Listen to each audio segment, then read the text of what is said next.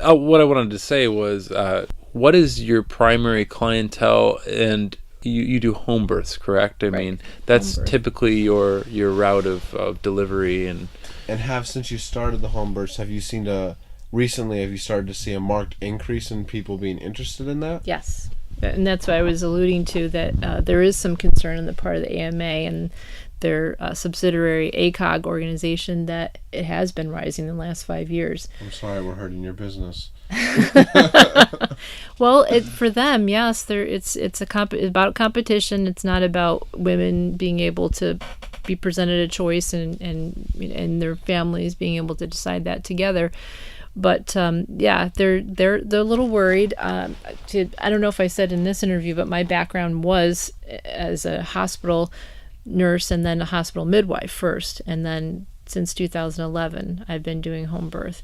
My clientele is still a mix. I don't have the lower socioeconomic folks anymore, because unfortunately I found that to deal with insurance companies and still pay my bills just was not happening.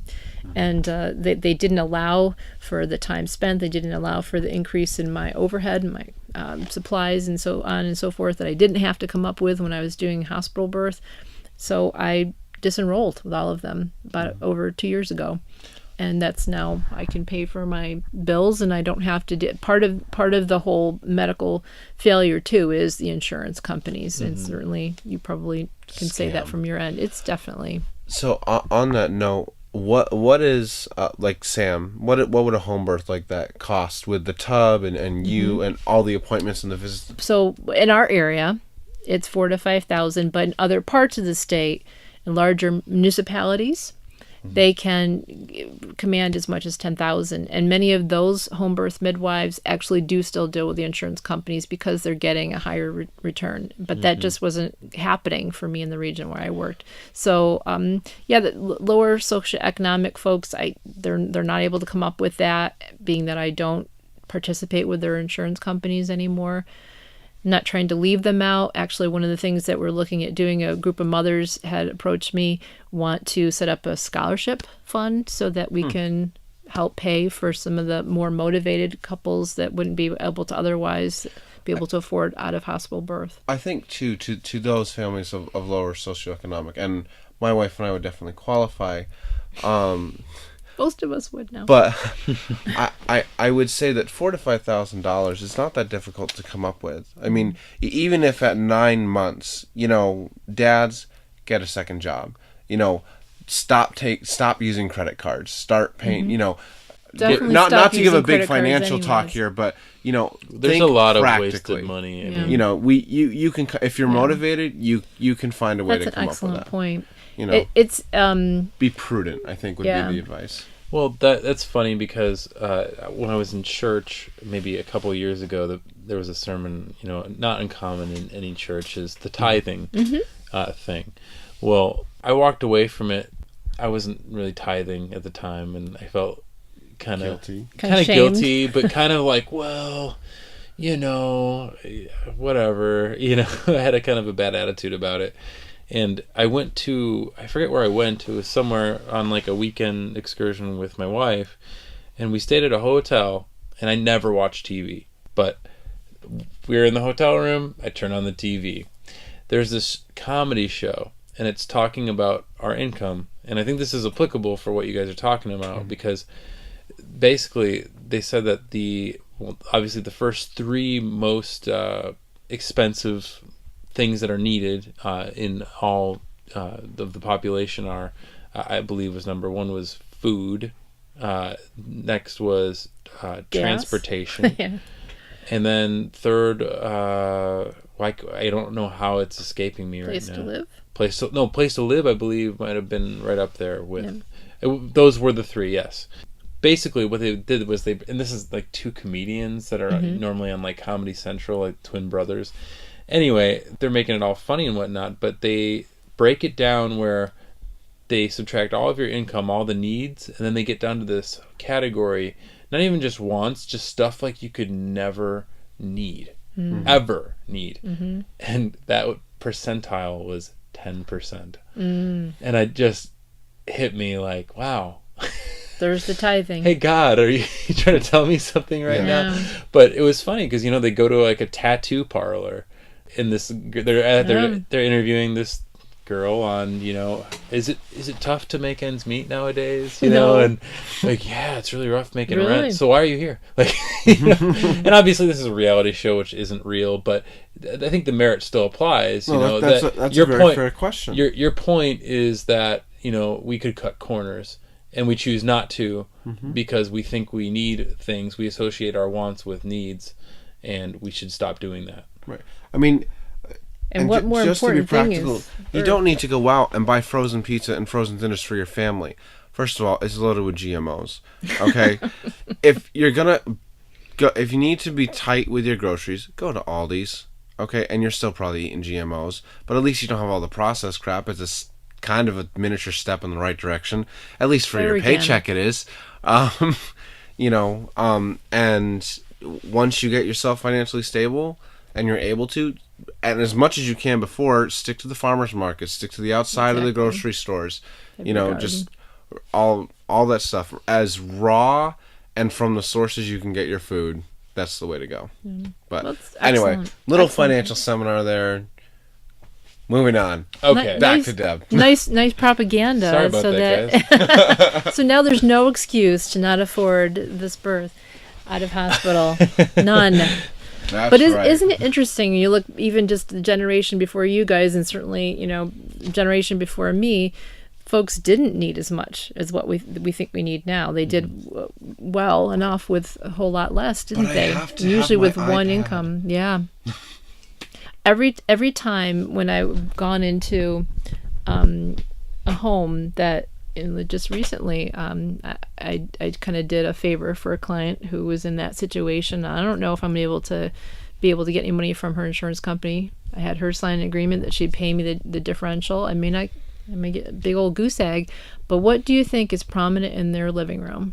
TV? Big, huge screen TV. Yeah. Well, and I just want to add this one in. This is the last time I'm going to harp on something. And of course, cable. The whole. Yeah. Well, my wife and I, we don't even own a television. I don't either. I mean, we have computers. You have if computers, you want so to watch you can watch something. Yep. But, I can do it there. Yep. Right. But I'm just going to say this because I feel like, especially, when I was in high school, cell phones were just kind of on the uprise, but nobody had them. It was rare. It was like you go to a dance and you're going to be out late. Maybe your mom had one if she could afford it, and you got to borrow it from your mom, which we didn't have any. I think maybe at some point my mom did because she was doing realty on the side while she was working at a law office, but I never borrowed her phone, and I mean, it's been we're inundated. Let's just say it like that, because we don't need cell phones. Obviously, they are very helpful in some cases,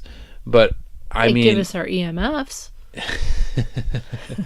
Yeah, you got to get that dosage. Gotta get the EMF. But I think like if we just got rid of that and just stuck to, I hate to a landline with bring back payphones. Yeah, bring back payphones. The corner payphones, right? And these could be inoculated with good germs. Be good. Yeah. Yeah, but no, I mean, all I'm saying is that we don't need cell phones, and I mean, if you run a business with your cell phone, that's something that you probably pay for with the business expense. But set it down. Don't use it as your alarm clock. Don't sleep next to it. Don't be attached to it texting all day long either. But anyway, I'm harping on it. I just think it's annoying. You're talking about a TV you're seeing. Well, I see everybody with cell phones, at dinner with their families, and nobody's talking, and they're just looking down. Oh, well, let's take the campground, for example, Sam. How many of these people pull in here? Everyone's got a Droid. They've got their iPads out. We've got wireless internet here. Why are they even camping? They've got an RV with a big screen television on the outside. Yes. One in the living room, one in the room in the back. The bedroom. They got a huge stereo system. That's the definition of camping now. They're on their iPad on their lawn chair on a concrete patio. That's camping. But it's just it's everywhere. First of all, what do you need an RV like that for? It's called a tent, guys. Well, tent. The thing that's annoying. We have cabins if you got to go that route. I think the thing that's the most annoying is how important cable is to the modern day camper. It's ridiculous. Yeah. It's you'll get a horrible rating if they didn't get to watch their show. So, and Right. apparently we also control the weather. So, if the weather was bad, then we deserve a bad rating. So, I'll tell anyway, you what, guys. we're totally Anyway. digressing right now. Well, Sorry. if you did some more chemtrails and kept up, then you'd get better ratings. No, if I could shield the chemtrails, I would get better ratings. Yeah. Oh, anyway, so we have totally digressed. Wow. I'm going to be editing a lot. No, you should leave this There's last little good stuff segment in in. it. I'm going to leave a stuff lot in of it there. in. This Yeah. was good. I've really enjoyed this conversation here. So- please come back and do other No, interviews with us. Okay. actually, well. we have to do another interview because all the stuff that you talked about in the other interview that we did that didn't get recorded.